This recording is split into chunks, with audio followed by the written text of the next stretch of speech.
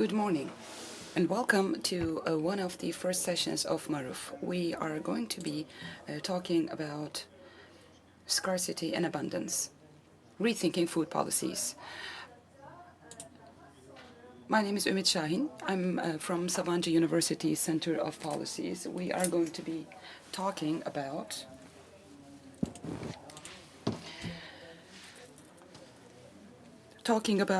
we're going to be talking about different food policies from different perspectives. We have five panelists. We are going to be listening to Professor Dr. Hilal Elver, Professor Dr. Fikret Adaman, researcher Berkan Özyer, and Zerrin Güleş.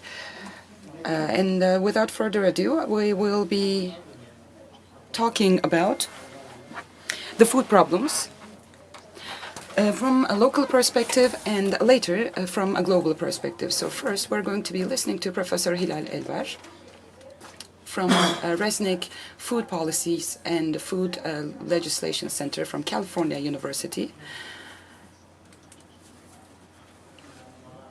She prepared the specific report of the Food Rights Special project of UN between 2014 and 2020.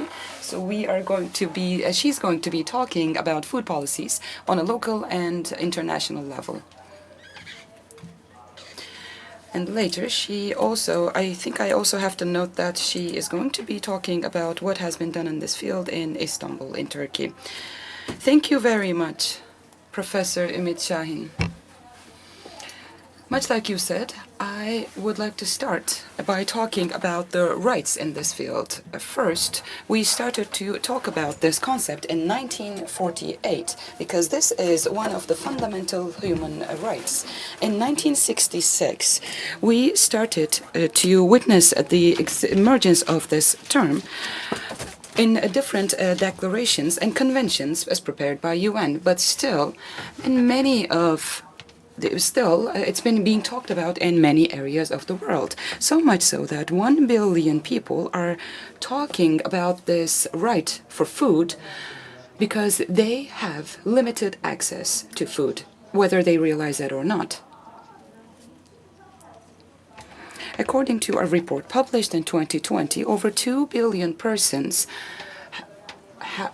are exposed to scarcity in food, and they have to struggle with obesity due to scarcity of food. So these numbers tell us something, and the same report tells us that 3 million people do not have the means to have access for a healthy food, and we are talking about an average income of $5.5 USD. The scarcity issue after World War II has re-emerged, threatening the lives of 50 million people. Sudan, Yemen, Afghanistan are among the countries who are struggling with these issues the most. They have to struggle with conflict and cold wars, and people are losing their lives because of hunger, because of starvation, and not war per se. We also have to think about the concept of drought and scarcity, because this has been the deliverer of news of potential other dangers. Today we are talking about the existence of a pandemic, and the food problems have been hot topics during this time as well. The free market economy does not consider food as a human right, but it considers food as a commodity, which is why the agricultural sector has changed and the rural development started to lose its importance. As urban lives became more and more common, farmers started to lose control of their land to corporations. So profit became more important, and the climate issues unfortunately changed the scene of agriculture, in addition to losing the importance placed on concepts such as morality and ethics. So today, the point where we find ourselves is basically showing us a dilemma. because these developments are destroying the resources that we have on this beautiful earth, and the changing of industrial resources may have been accepted by everyone, but still we are facing a choice here. In the UN Food Resources Summit of 2020 placed a lot of importance on this topic, and thanks to the collaborations at this event, we have had the opportunity to offer the stage to NGOs, where NGOs started to talk about the need for new solutions instead of economistic solutions, the growing need for more NGOs and their active roles. So in light of this event, which was carried out online, showed us what should be done, and we strongly hope that in the upcoming years we're going to talk more about these issues. Recently, we have been seeing a lot of wildfire events. So after the decision was made to accept the Paris Climate the Convention, we still don't know the exact path that we are supposed to take when it comes to struggling with climate changes. We need an agricultural, we have to decide whether or not we need an agricultural policy where corporations are more prominent, or another policy where environmental policies are used at the minimum with agricultural policies where farmers are respected and vulnerable groups are prioritized. And once again, upcoming years are going to show us the right path to take and which path we are going to be taking as of today. Supply chains will be broken with the work of farmers, food safety is going to increase, and food inflation is going to be balanced thanks to the help coming from rural areas. That is what we are hoping right now. But unfortunately, right now, the atmosphere that we see and the policy of rural and urban areas with the participation of 200 cities witnessed the beginning of a project including Istanbul. I also took part on this project, and that's why I want to give you a little bit of information. It's going to be a brief summary, and while I do that, I would like to... can you share my screen so I can show you my presentation? If possible, of course. Of course, Professor, you can.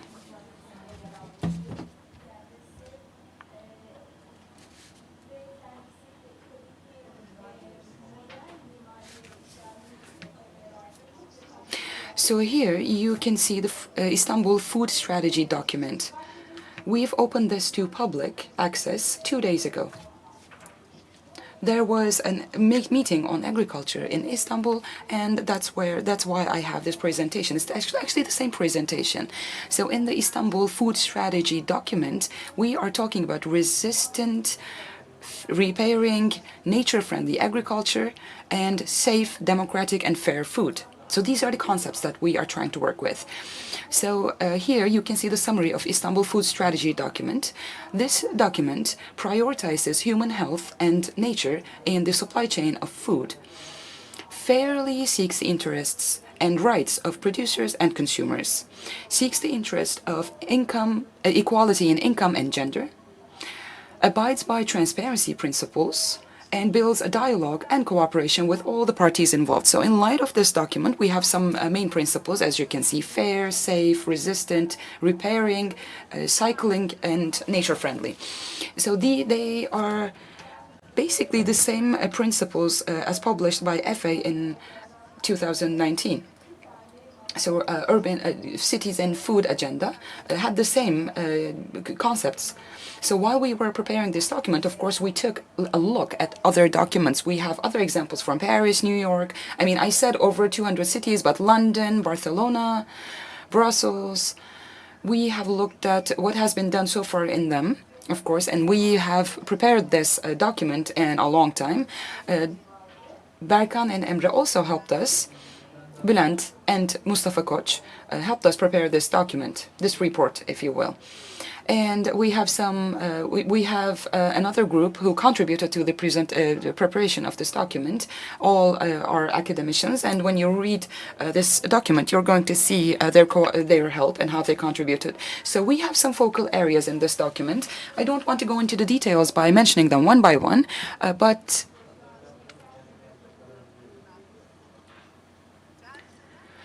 they are similar to focal areas in other cities, but of course we prepared this document specifically for Istanbul. That's why there are some certain changes. So number one is the protection of producers and protection of rural areas of Istanbul.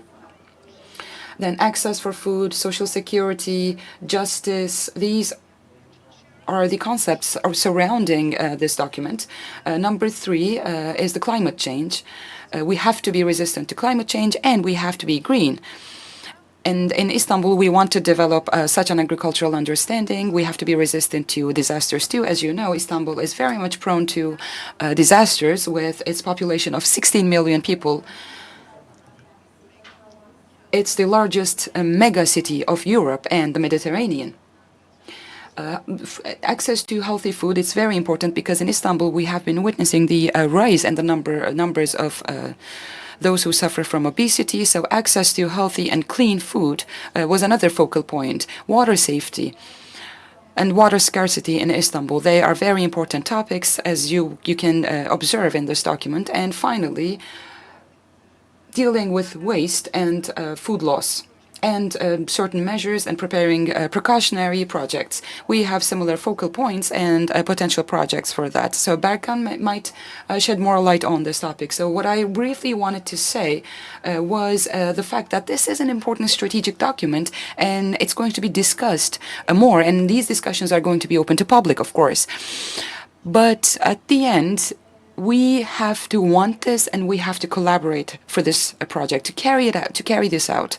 Financially and politically speaking, the stakeholders must own up to this document, and as long as this is governed well, it's going to set an example for other cities dealing with the same issues. That's what we are hoping for, and we strongly hope that this is what's going to turn up. Thank you very much. Thank you, Professor Hilal. You can now stop sharing your screen. Thank you. So now, if you have any questions, you can write your questions to us, and at the end, we're going to spare some time for questions and answers. Now, our second speaker will be Professor Fikret Adaman from Boğaziçi University, from the Department of Economics. He specifically is interested in alternative economies, environmental economics, and history of economic philosophy.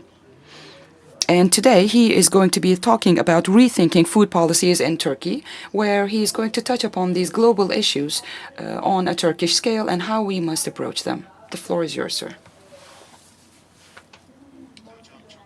Thank you very much, Professor. And thank you very much to Professor Hilal. Big thanks to her. In a sense, she basically reminded us of the principles of the food constitution. She always says that someone has to remind everyone the principles, and it's usually her who does this. So this is my motto too. Reminding these principles to everyone. To be specific, in the last 30 years, along with the neoliberal policies, food and agriculture became commodities. The focus of profit became the main focus in all of endeavors. And in such a world, on one hand, starvation and malnutrition increases, obesity increases on the other hand, and on the other side, we are still seeing food being wasted. So I also have a presentation, and I would like to share them with you. As Professor Ümit mentioned already in the introduction, I would like to focus more on Turkey. So we started from a general perspective, and let's move towards Turkey and see what we have to expect. Now, when we are talking about food policies, as Professor Hilal has already mentioned, there are certain matters, the details of which I don't want to go in, but roughly there is a systematic analysis, and it's important to evaluate these principles in such a framework. So when we're talking about the food system, first we are talking about its production. 2, we're talking about supply chains, and 3, we're talking about food consumption. Naturally, all of them are impacted by the ecology. And these processes, in turn, affect or impact ecology too, which is another case. Behind the scene, we have politics and governance, your economical structure, your technological structure, the infrastructures on which you function, as well as your corporate structure are, without a doubt, very important. And this, I'm not saying this only for Turkey. This is valid for all countries across the world.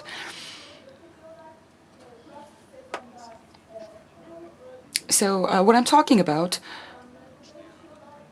it was prepared with the help of this citation, this reference.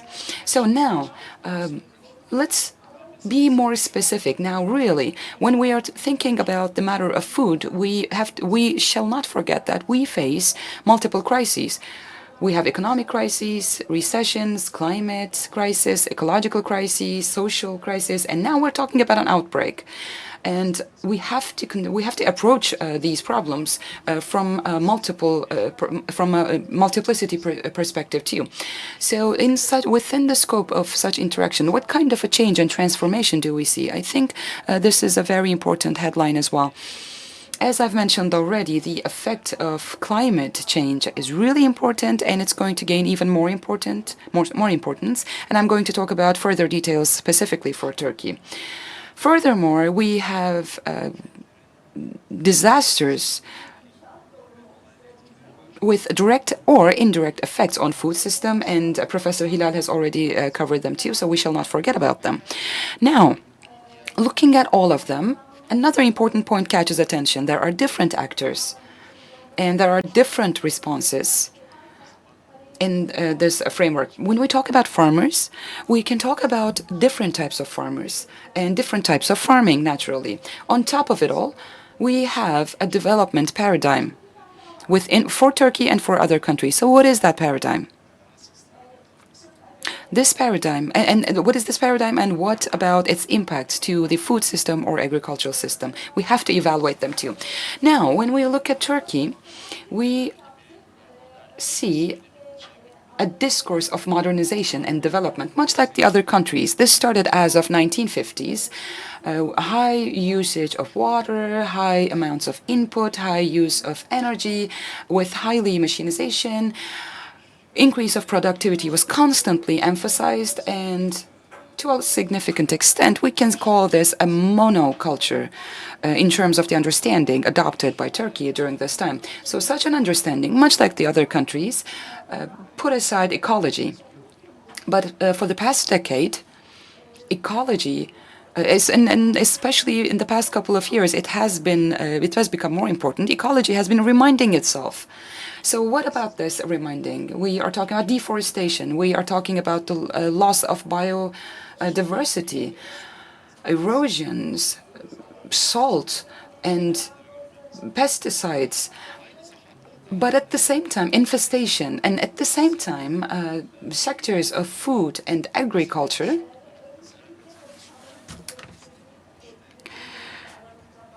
are responsible of 20% of emission from amongst the global rates. So we are talking about a different type of crisis stemming from other types of crises, which is why agriculture and food sector has been impacted a lot. And this is a whole different case for Turkey, which is why we shall not put aside this concept specifically for Turkey, and we have to think about such vulnerabilities when we are talking about food industry in Turkey. Now, when we look at agriculture in Turkey, we can talk about a serious transformation. Çağlar and Zafer, professors Çağlar and Zafer use this expression, we are at the end of agriculture as we knew it. So we now, the employment rates has dropped to 5 million, whereas it used to be 8 million in the year 2000. Especially, we're talking about number of employments in agriculture in rural areas. Costs are increasing, and the standard and qualities of life for seasonal workers have been deteriorating for a long time, and they have been covered a lot in global studies. Now, once again, as Professor Hilal has mentioned, there are different paradigms and a particular fetishism of expansion, and what's been happening when modernization is at the core of this growth. What do these concepts bring us? And from this framework, what are the social and environmental costs? We shall not lose sight of them either. As we have mentioned, after 1950s, modernization in agriculture brought in a lot of things, but more than that, we have to think about what it took away from us. And on top of it all, as of 2001, as you know, Turkish agriculture and in general the food industry has started to be transformed with the implementation of neoliberal policies. And we have to evaluate the concept from the framework of such policies too.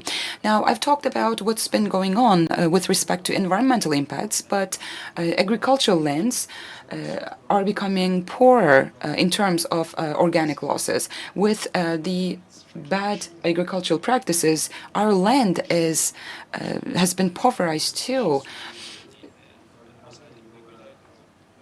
Because of wild watering, we are seeing a lot of drought and desertification, which is a huge problem. So this naturally increases the number of problems that we have to face. But on one hand, it creates ecological problems, and number two, it decreases diversity and richness of land to a large extent. So we are losing a lot of resources under and over the land.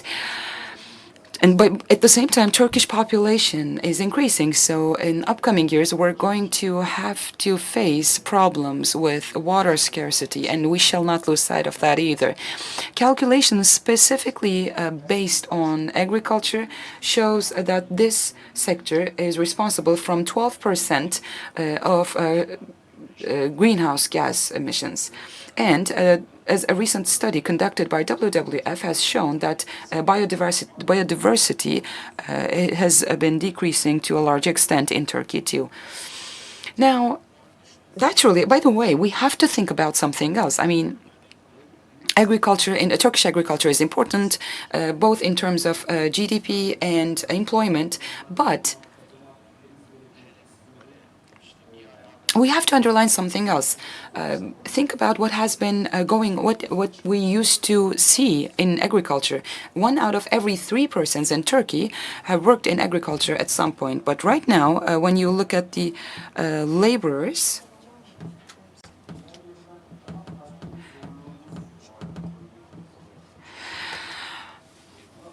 we have been seeing a particular sector where seasonal workers have been working. So in addition to the main focus on profit,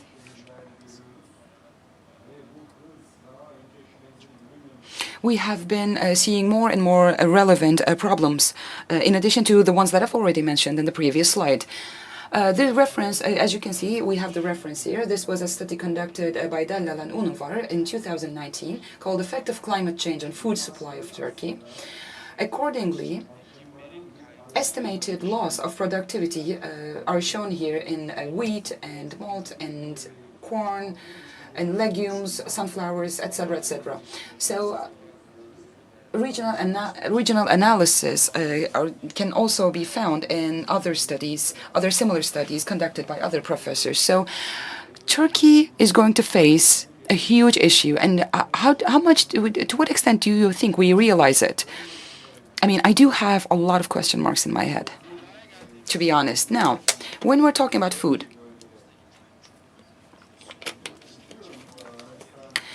we can see the records that about 2.5%, which means around 2 million persons, are starving. There is one study called the Turkish Nutrition and Health Research Study. It's quite comprehensive. And the number of obesity, those who suffer from obesity, make up 30% of population, and this is a huge number. Also, we see the numbers of overweight persons as well as those with malnutrition issues, where magnesium, zinc, potassium, and vitamin D, especially both in men and women, are on dangerously low levels. So we have starvation on one hand, we have obesity on the other hand. So the overall picture Professor Hilal has been talking about is also valid for Turkey. On top of it all, we are talking about food waste. We are throwing away serious amounts of food, and the majority of this garbage comes back to the world in the form of methane gas. Professor, you have exceeded your 12 minutes, so if you can wrap up. Okay, of course.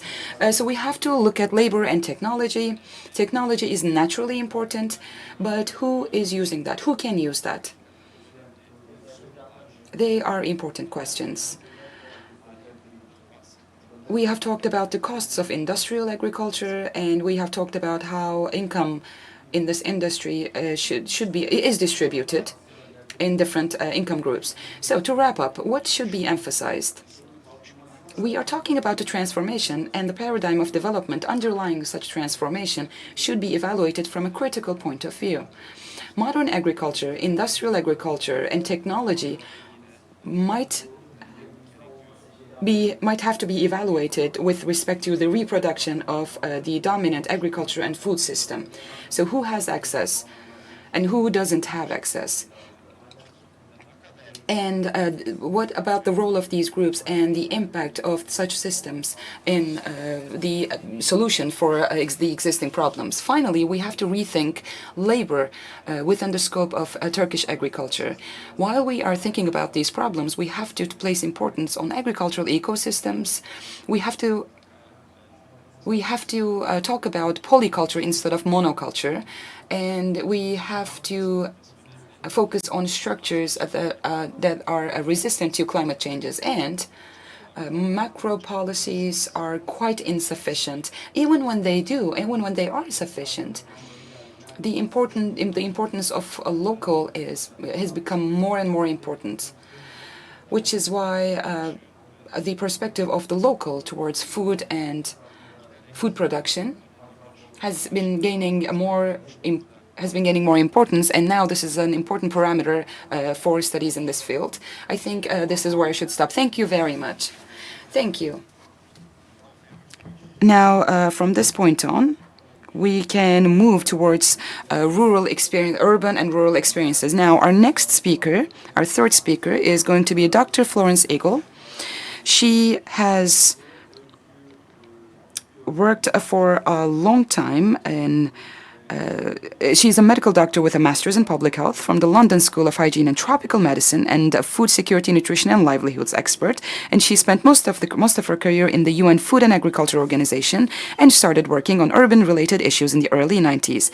Within the scope of UN Habitat, she is studying on the links between rural and urban agriculture. So today she is going to be talking about the guiding principles for urban-rural linkages. And her topic today is going to be cities, key actors for sustainable territorial development.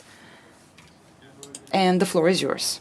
Thank you very much, Professor Ümit, and thank you for inviting me. It was most interesting to listen to the other speakers and to learn more about what is going on in Turkey. I apologize for not being able to present in Turkey, and I think my presentation will not be as nicely developed as theirs, but at least it gives me an idea of what I'm supposed to be talking about. And I need to make sure I know how to do that properly.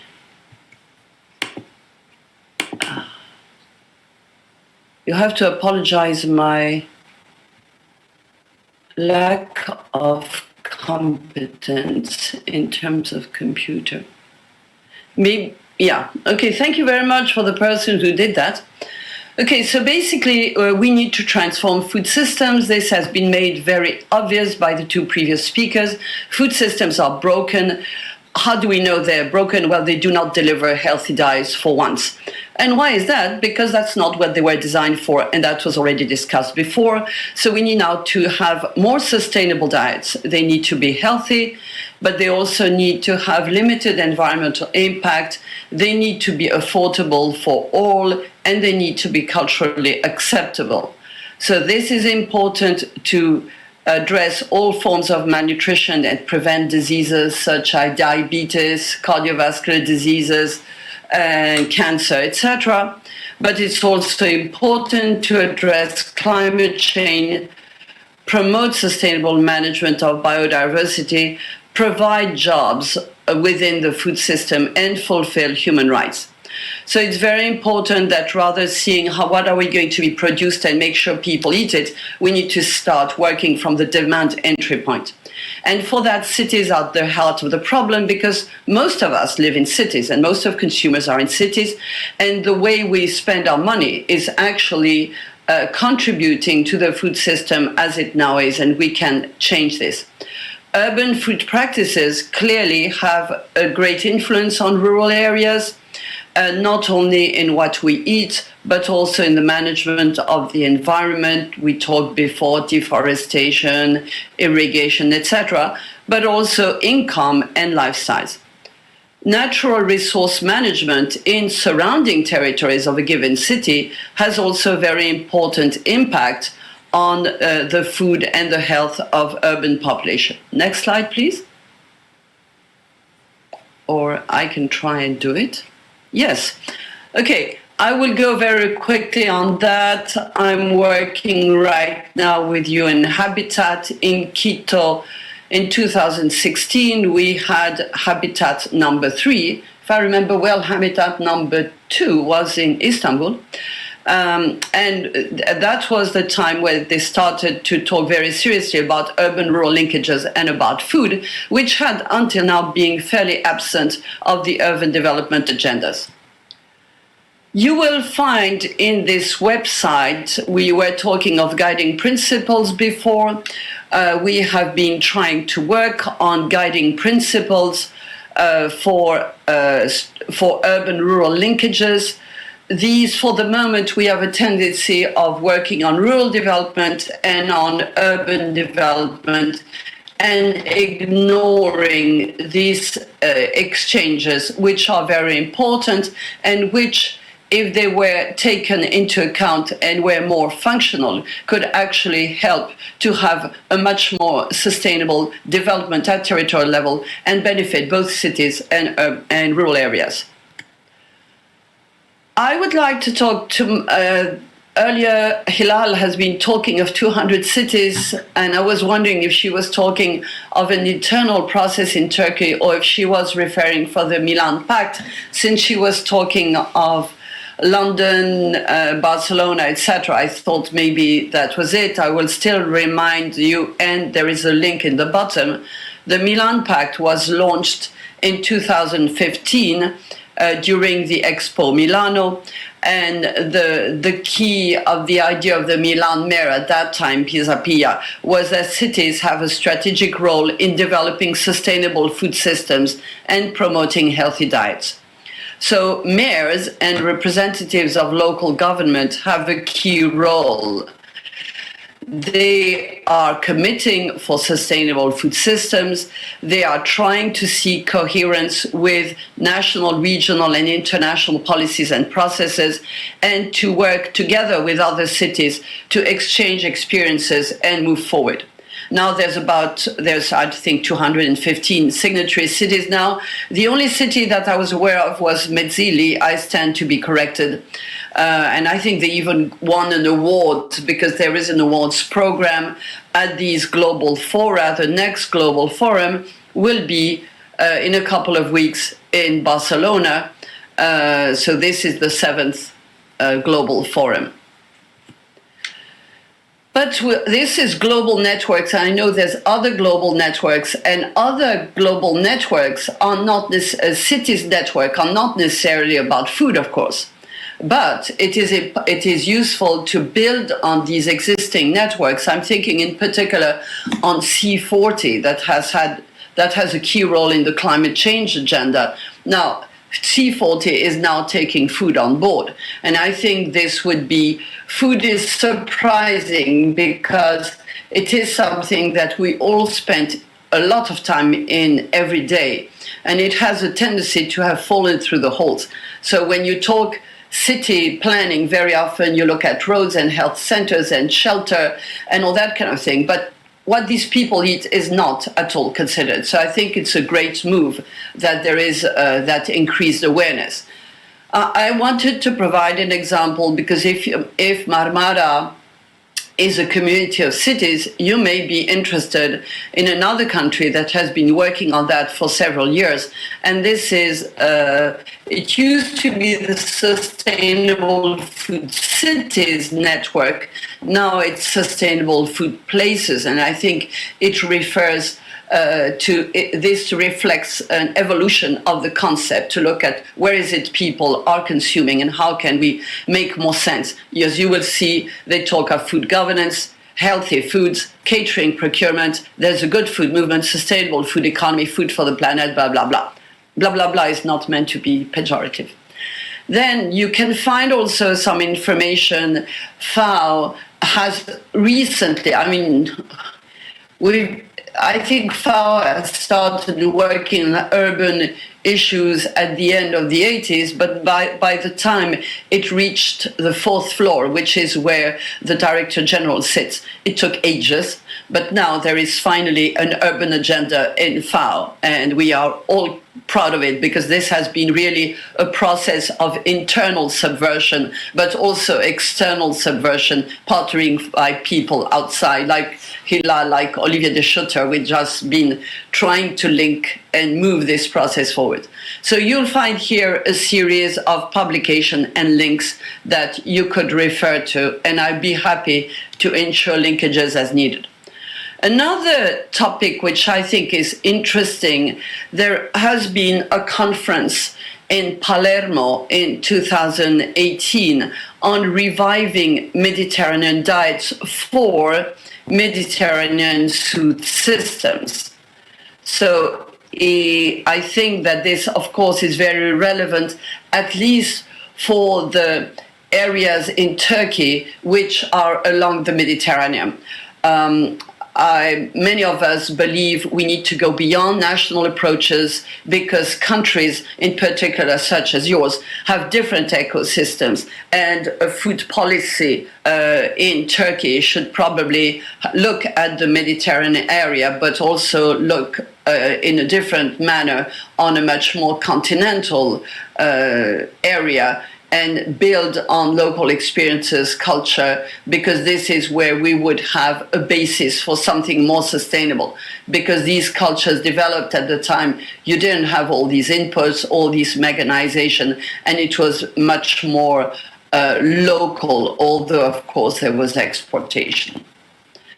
So there's a lot of discussion now in Mediterranean diets, some examples of what cities are discussing, how can they support short food chains, in particular fruits, vegetables and poultry, and how can we have linkages between consumers and producers. Because in the present economic models, kids that go shopping with mom and go at the supermarket don't have no idea where that food comes from. My son was asked in kindergarten how potatoes grew, and he said on a tree. He was asked to draw a tree, and he went to draw a tree. So I hope that now he has changed his mind, but this is where we need to start working. We need to start working from children. We need to, again, give priority to local markets. In many areas, local markets have been completely eroded, and everybody has been shifted to hypermarkets where you can find about the same food all over the world. The cities have a key tool, which is that of public procurement. If a city decides it is going to support school canteens or old people's home or prisons or whatever other public institution, and hospitals would be the first. I don't know if they eat as badly in Turkey as they eat in France in hospitals, but that's pretty appalling. So if we started buying food locally, fresh foods, less processed foods, we would have a change in both the quality of the diet, the consumers' expectations, and also we would revive the rural areas in our territories. Catering, I think, is also very important. In some countries, this includes street foods, but we all know now there's a lot of people going for e-delivery, etc. And it's very important to make sure that people working in those areas have decent working conditions and decent rights, and that they contribute to promote more sustainable diets rather than more junk food. Well, I just want to complement a bit what Hilal had been saying about the UN Food Systems Summit, trying to look at it from a city point of view. There has been a series of independent food system dialogue, and these has been, I'm thinking in particular on the ones supported, funded by FAO and carried out mostly by Italy, not all. And these include 26 cities, one of which was Izmir. And what was interesting, it was an occasion to bring together for 2 half days or sometimes 2 full days or 1 half day, depended, the city really planned it. And it was really bringing people from different institutions, including civil society, of course, and putting people in breakout groups so that they would discuss and come up with recommendations and discuss what possible way forward would be. This, of course, is a start. Like the Food System Summit, it has allowed to raise visibility of a certain number of topics, and I think it's the responsibility for all of us to see how to take advantage of that and push for the things that we think is worth it and forget the ones we think are not worth it. There was a side event on 28th June on empowering cities and local governments to improve food systems globally. So there's links there you can find on the internet. And I think these urban food systems dialogue, I helped organize the one in Tunis. And I found it very interesting. And I think this kind of methodology would be very useful for interested Turkish cities. Certainly not to reproduce it the way it was initially impulsed, but adapt it and draw on lessons learned, but getting all stakeholders in a given city around the table, thinking together, arguing together, often with different points of view, most often, is very useful for a kind of joint in-service training, so joint action learning. But it's going to be very important to see how these urban food system dialogue articulate with the national food system dialogue, which are very often quite agriculture-based, biased, but still they actually got ministries of agriculture to say everything, the solution is not food chains, it's food systems. We need to look at it much more broadly. And there have been other independent dialogues, so there is a kind of post-digestion work to do that is certainly going to be worth it. By means of conclusion, I hope I'm still in time, two points I would like to bring up. The importance of small and intermediary cities. Very often when we talk of cities, we are thinking major cities, we're thinking capital cities. I hear in this meeting we have Bursa and Izmir, and Bursa and Istanbul. I'm very much interested in hearing what's going on, but we shouldn't forget that smaller cities are really vital for ensuring the linkages between local and global. They're very integrated in the neighboring rural territory, usually, and it is going to be important to focus on those cities as a place to foster local democracy and apply values and principles of decentralization, subsidiarity, and accountability. They have a key role to play also in ecological transition. We heard Dr. Fikret talk about that before. Everybody has been talking of agroecology in the Food System Summit preparation, and these cities can help shift patterns of both production and consumption. Another point I wanted to make, and I'm sure you're all aware, we are all hopefully emerging from the COVID-19 crisis, But there is going to be other crises, and we know climate change is going to be generating more crises. So we know that in crisis, cities are in the front line. Governments figure out what they're going to talk to the nation and discuss at global level, that's fine. But the people who actually did the job were the mayors of the cities that were impacted. So they have proven that they are the key actors in this situation, and therefore we need to support them, learn from them. They have generated considerable experience during the COVID-19 crisis in how can we ensure that food reaches everybody, that food supply is more reliable, how you can help farmers that were usually supplying restaurants change their distribution systems in order to be able to face the crisis, etc. And what this COVID crisis has confirmed, in my view, is that we need resilient territorial development, and we can only do that with effective urban-rural linkages. Thank you very much for your attention.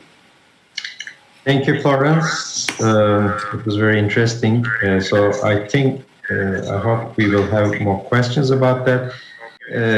Now let's switch to our fourth speaker, and we will have the experiences of the local governments. Our fourth speaker is the Vision Office researcher, and he will talk about the food policies.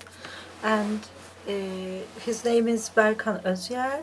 He will tell us about the ever-increasing importance of food policies on a global scale. The podium is yours. And I would like to share a presentation first. Just like Mr. Ümit mentioned,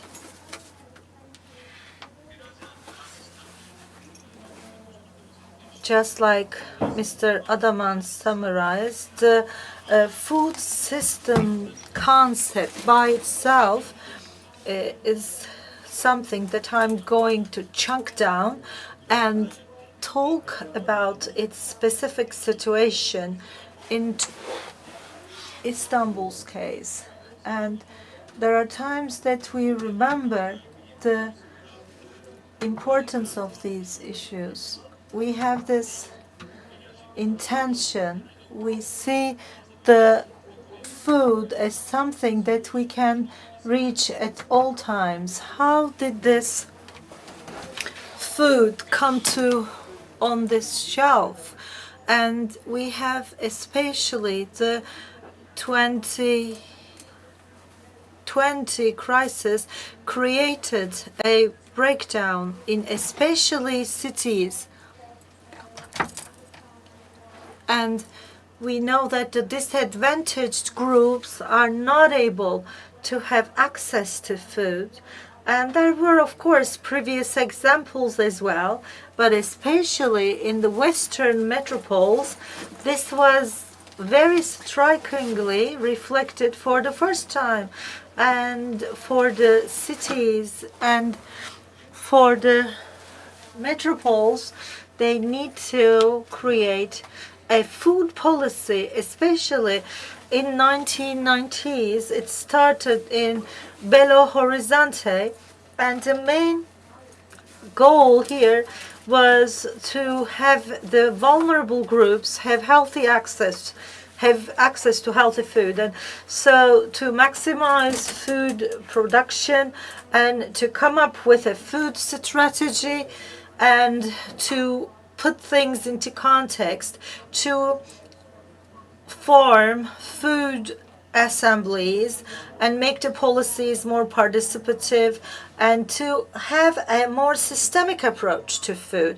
What we call as food system includes employment, climate change, energy policies, logistic, migration, and social, gender, and it touches all parts of life. So what matters here is to actually put into a certain framework, because the agriculture is not only about fishery or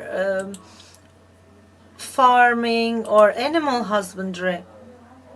This is what the situation is. When we talk about food, we bring the other factors in it, like employment and immigration policies. So it is becoming more of a social science issue recently. And as a social scientist, I include myself in this group. So we go to its background when we look at the history of the grains. I will start from the Big Bang probably here, but the literature has increased as well, and it's been translated into Turkish as well. James Scott's book Against Grains is telling us how centralistic the food policies are to the governments. In Mesopotamia, with the arid land and with the fertile land, the hunters were able to feed themselves very easily. And we're talking about this wheat in Mesopotamia was abundant. And James Scott says there's a good reason for this. It says the grains like soy and rice and their cultured production is something that you can project the harvest and how much you can tax its harvest is important. So of course there are many different cliches appointed to many people.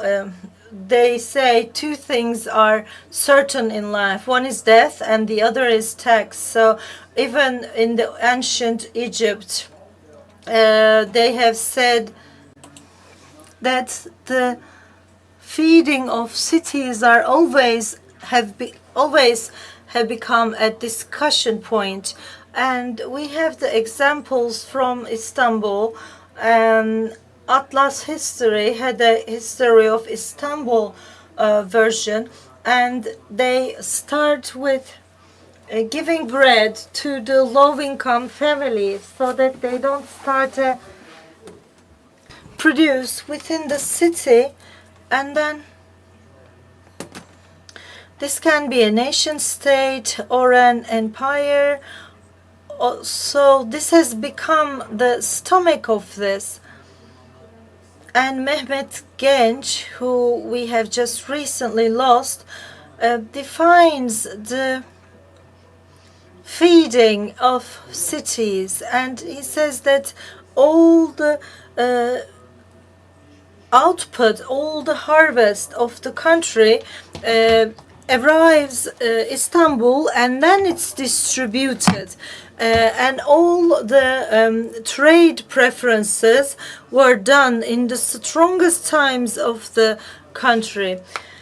So it was all based around feeding Istanbul first, and then if we generalize it, not only taking Istanbul into account, then we see that the food is what you need to have more abundant and cheap food. And in the social sciences, with a calculation in a family, the food expenses of a family was 80% of their daily income, and it has only fallen down to 77.5 since 1453 to 1913. But recently, for the general British population, this ratio is 8.6. So to keep catering to people, feeding people, now we have the canned food, and to meet the demand, the butter was not enough, so they have started to produce margarine.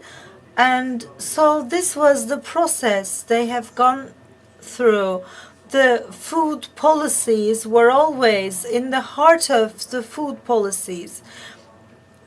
And we take it for granted, and we only are reminded of it in times of crises. COVID-19 has shown us what COVID-19 shows us, that the COVID-19 has started this developed countries, and the producers in the developed countries has shown us that how this is not working and how this is dependent on the human rights issues. We see that we saw how important the issue of healthy food is. Here, one of the solutions here is to increase production with this in 50 or 60 years. Of course, there are some differences, as said by speakers. There is one fundamental issue here. 1/3 of the food goes to waste. But if even though we increase the production, as long as the problem is there, no matter how much we do, the scale increases. on whichever scale we are throwing away the food, even though the hungry are still hungry and the fed ones are still fed. So we can say this is a different situation. When we look at Istanbul, then it's a different situation. And Istanbul was always at the front with its agricultural production.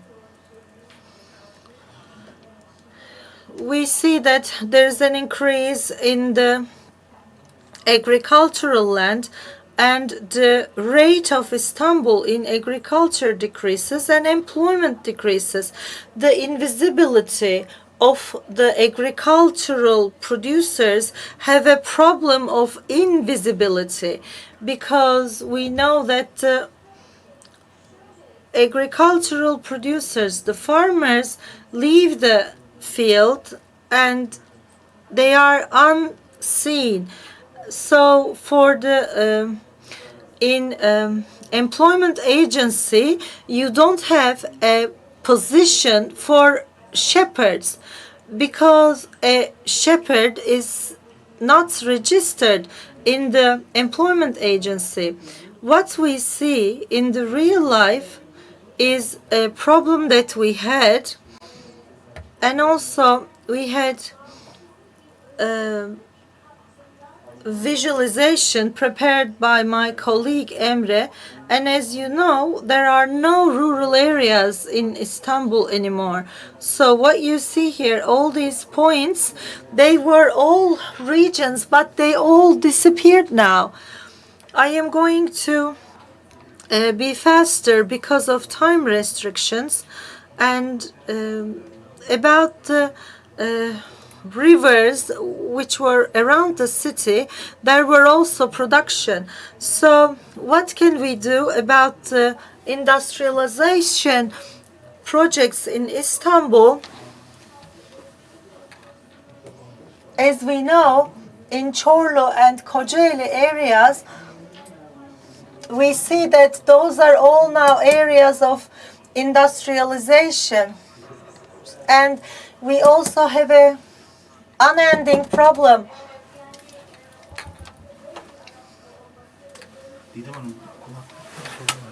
Tamam, bunu hazırladım. So this is something that we have had in 2011, but it was effective as of 2012, and we have also a retail market problem. And just like Mr. Fikret has mentioned, these are the numbers of Istanbul, and now we have an unhealthy situation. As IPA, we will have this especially in the world as well as in Turkey, and we have the Ministry of Agriculture, and we don't know how the supply chain functions. We have legally had the last one of the agriculture research in 2001. So for the last 20 years, we have not had an agricultural assessment report. What we talk in our meetings and what we advise can conflict or contradict with the tangible practice and this research. So for 30 or 40 seconds, in order to conduct the research, field research and desk research, we conduct work on Istanbul food fragility and supply system. To answer the question of Florence, to Food Policy Pact, we are at the last stage of the signing procedure as Istanbul Metropolitan Municipality.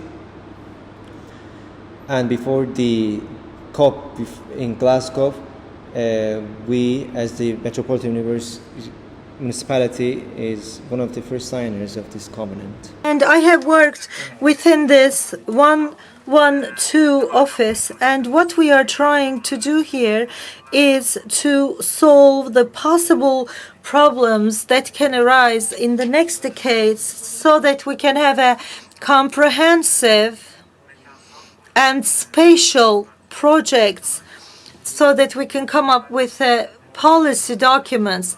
This is one of our main goals so that we can increase the resilience of Istanbul against crises and to keep the rural population in the rural areas and to increase their welfare. Thank you, Berkan. And now our last speaker is from Bursa. And our last speaker is Zerrin Güleş from Nilüfer Municipality of Bursa. She's from the Environmental Control Directorate. We talked about major cities around Marmara, and what she said about the rural areas is true, that they're mostly becoming industrialized. But as far as I know, Nilüfer Municipality is still linked with its agricultural structure, and that is what they will talk about. Thank you so much, Ümit, and greetings to everyone. And within the framework that the previous speakers told us, I have a presentation that I want to share with you. First of all, our slogan is equal, accessible, healthy food for everyone. And I will tell you what our goal is for Nilüfer Municipality. As you know, Nilüfer Municipality is in the 4th largest city of Turkey, and it's rather industrialized, and it's a very planned and very nicely organized city. Nilüfer's story starts in 1987 when it has been classified as a province, and it has 13,000 hectares of our area is planned, and we have 145,000 hectares of active agriculture area, and we have 6 organized industrial zones, and we have all the economic contributions, and we give lots of opportunities for employment. And what attracts you to Nilüfer, what attracts people to Nilüfer is the lifestyle that it presents to people. And it has been shaped as a city of science, and with the rural development plan, we have brought food and agriculture into our agenda, and we follow this. We know that Turkey is becoming less and less a self-sustainable country, and most food products are important now, and we have this plan calling 2020 as the agriculture year so that we can create an awareness and consciousness, and thinking that we had previous agricultural areas, we combined the experiences with other practices, and we wanted to expand this to other parts of Bursa. We tried to lead people to agricultural produce and to introduce young children to agricultural production. We had certain campaigns, and we wanted to bring together the producers with healthy produce. We have supplied saplings and seedlings to our citizens so that they could start backyard gardening or balcony gardening and farming. In our city farms, we have ecological agriculture. In 500 acres, we have wheat and beans, chickpeas, sunflowers and corn and lavender and watermelons, melons, and we have figs and other produce are being produced. And we also have a farmer's house, farmer's center, so that the farmers can gather and they can reveal their potential. And also we wanted to encourage them for production. Since 2016, we have city farms, and the first one in Nilüfer is in 6 acres of land, and we are having heirloom seeds. We have had a compost unit, and we have a pilot work that we have the energy is produced by solar panels. In 2021, something that excited us was introducing children to agriculture and to show them how we derive our food. We had a mini farm in İhsaniye, and in 2020, in June, we have enabled and facilitated children to learn about agriculture so that they could learn how to extract seeds and how to plant seeds, how to produce saplings. And we keep increasing the amount of production every day. We also have a seed library. It is inside our city farm, and we have about 600 local heirloom seeds. And since 2015, we have the seed exchange festivals so that we can have new seeds. And one other thing we do in cooperation with Faculty of Agriculture is to prepare the land utility plans and village-based current land utility maps preparation project. And this is based on the sustainable utility and management decision taking, and to prevent the use of fertile land for other purposes, and we can prevent using agricultural land for non-agriculture purposes. On a local government level, this is the first time that land mapping is done in Turkey. Previously, this was done on a national level, but this is the first of its kind. We also have a compost unit. The waste coming from the city's various markets and bazaars are being used to create compost and to increase the soil richness. We have about 10,000 tons of compost. We also have registered products for geographical registry. That one of them is Hasana artichokes, which helps to increase the brand value. One other thing that we have done is we have the other orchards and fruit orchards and vegetable patches and production greenhouses, sales point, and agro-tourism parkour.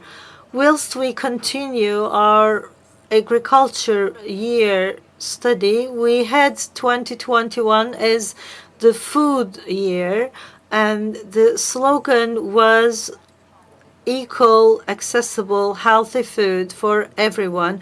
We had multiple activities focusing on the topic of food. One important thing about the food year was we had the farm product sales points, and we liked the name in Turkish. It rhymes.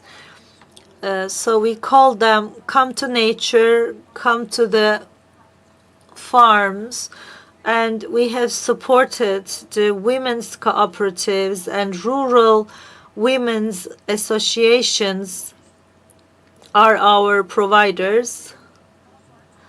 And later we cooperated with consumers cooperatives. We have signed contracts with them, and we want to make it available to them as well. In 2021, we have been accepted to the Fusilli project, which is fostering the urban food system transformation through innovative living labs implementation. And its aim is to provide healthy, sustainable, safe, inclusive, fair and low-cost food systems, and to have a healthy transition to those systems.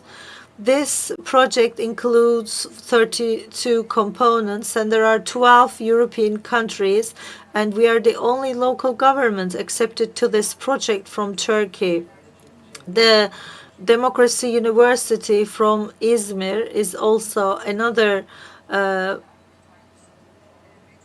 member of this project. We need to transform the current food systems, and they are not sustainable. Climate change,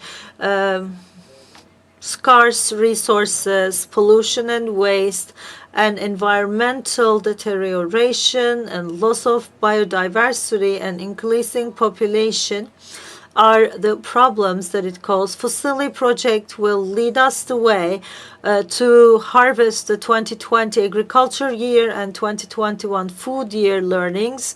And every city joining Fusilli will try to implement the innovative actions and use a living lab to have production and processing, distribution and logistics, consumption, food waste, food loss and waste, and governance areas. And we're trying to design it in this fashion. We will have activities to have community-based agriculture model in Nilüfer, so that the consumers can have direct access to their food from the producers. And we will bring more farmers markets. We have only 4 now, but we will increase the numbers. And we also want to establish fruit orchards in Nilüfer as well. The food community models are becoming more common in our country as well as the rest of the world. And we also established the food community, and we started to have access to food.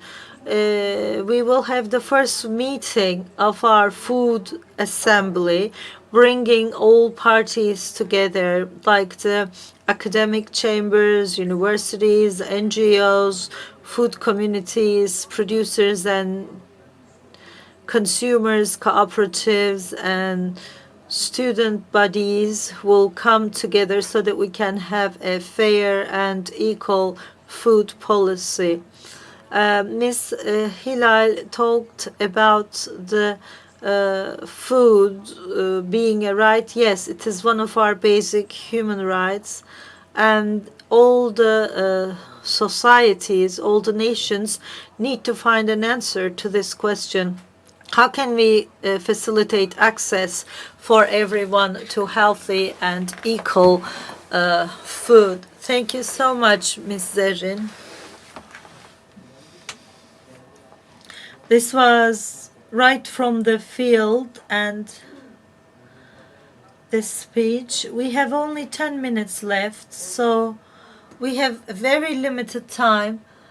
And if there are any questions from the audience, let's just take them immediately. And until we get a question from our audience, I will have a question. In Madagascar, the climate change is what I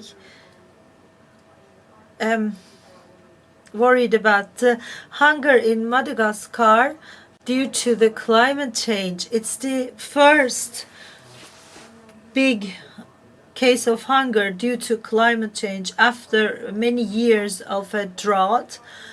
Well, actually, 10 years ago in Somalia and Ethiopia and Kenya, there were major waves of drought and hunger, and this was also due to the climate change. And why suddenly it has become an issue of climate crisis? And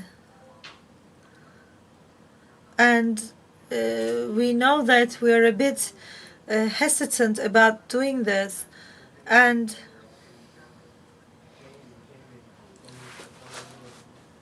I would like to give a couple of minutes to each of our speakers if they want to comment on their colleagues' words. Actually, I also wondered why suddenly Madagascar became the hot topic. I researched and then I found out that the problem of Madagascar was very successful to promote it to the world. Just like you said, we have put the other examples to the side, and it is now carrying the flag.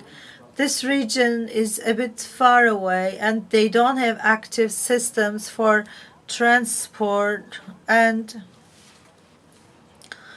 this is why the problem of Madagascar has become more popular. So it's a success story then.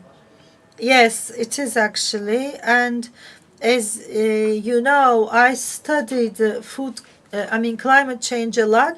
And when I researched, I found out the reason.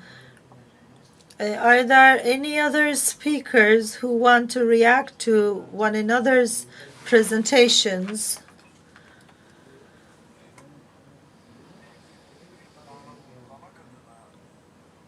To underline it once again, just like Berkan mentioned, we need to have a very disciplined approach to these issues, because it's not just a technical issue. It's not something that engineers or the food engineers can find a solution for. We need multiple levels of types of expertise, and we need to do this in a more participative mechanism.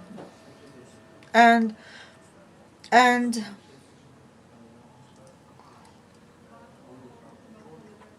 we care a lot about the program prepared for Istanbul, and let's underline this because this has given us very inspiring examples. I want to underline the administrative side of it. Okay, we have 5 more minutes left. Can I react to Madagascar? Yes, sure.